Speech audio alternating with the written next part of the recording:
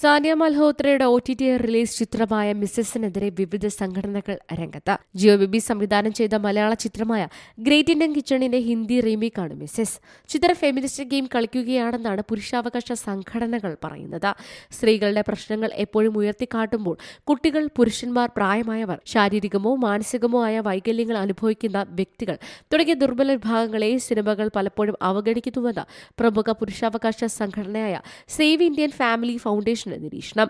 സ്ത്രീകൾ കഷ്ടപ്പെടുന്നു, ശാരീരികവും മാനസികവുമായ പ്രശ്നങ്ങളുള്ളവർക്ക് ഒരു കഷ്ടപ്പാടുമില്ല എന്നാണ് സംഘടന എക്സിൽ പങ്കുവച്ച പോസ്റ്റിൽ പറയുന്നത്.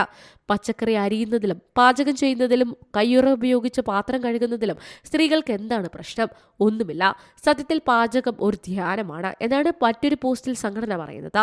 ജിയോ ബേബി സംവിധാനത്തിൽ 2021 പുറത്തിറങ്ങിയ ചിത്രമാണ് ദി ഗ്രേറ്റ് ഇന്ത്യൻ കിച്ചൺ. നിമിഷ സജയനും സുരാജ് വെഞ്ഞാറമ്മൂടുമാണ് ചിത്രത്തിലെ പ്രധാന കഥാപാത്രങ്ങളായി എത്തിയത്. ഇതേ പേരിൽ തന്നെ 2023 ചിത്രത്തിന്റെ തമിഴ് റീമേക്കും എത്തിയിരുന്നു. Entertainment desk, C Malayalam news. പുതിയ വാർത്തകളും വിശേഷങ്ങളും ഇനി വിരൽ തുമ്പിൽ. എല്ലാ ഡിജിറ്റൽ പ്ലാറ്റ്ഫോമുകളിലും ഇപ്പോൾ സി മലയാളം ന്യൂസ് ലഭ്യം.